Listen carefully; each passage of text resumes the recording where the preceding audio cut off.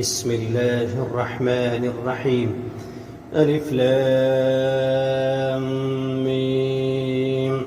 الله لا إله إلا هو الحي القيوم نزل عليك الكتاب مصدقا لما بين يديه وأنزل التوراة والإنجيل من قبل هدى للناس وأنزل الفرقان إن الذين كفروا بآيات الله لهم عذاب شديد والله عزيز ذو انتقام.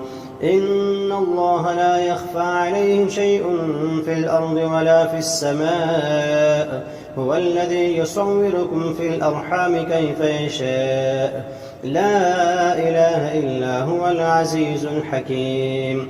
هو الذي أنزل عليك الكتاب منه آيات محكمات هن أم الكتاب وأخر متشابهات فأما الذين في قلوبهم زيغ فيتبعون ما تشابه منه ابتغاء الفتنة وابتغاء تأويله وما يعلم تأويله إلا الله والراسخون في العلم يقولون آمنا به كل من عند ربنا وما يذكر إلا أولو الألباب.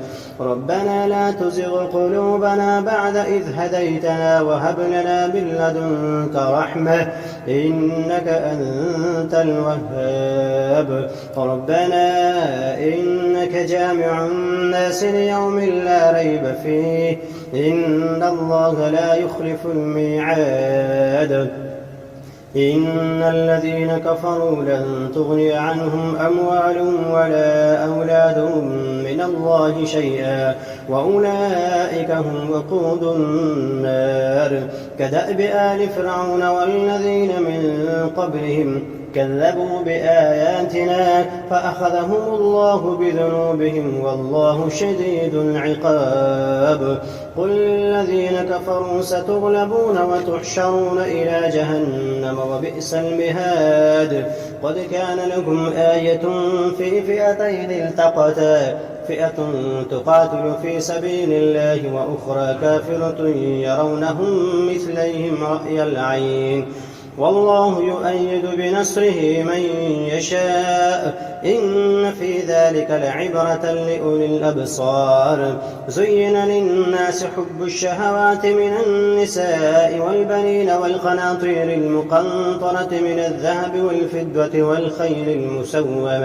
والخيل المسومة والأنعام والحرث ذلك متاع الحياة الدنيا والله عنده حسن المآب. قل أنبئكم بخير من ذلكم للذين اتقوا عند ربهم جنات تجري من تحتها الأنهار